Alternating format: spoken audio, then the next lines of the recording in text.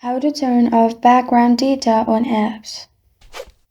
Hi everyone, I'm here to assist you today without any delay. Let's jump right in. First, open your phone and go to your home screen.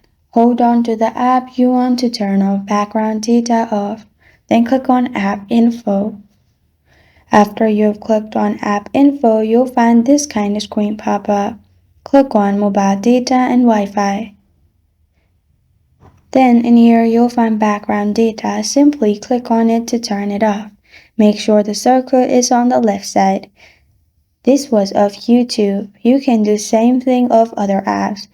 Hold on to the app, click on App Info, which will open this page.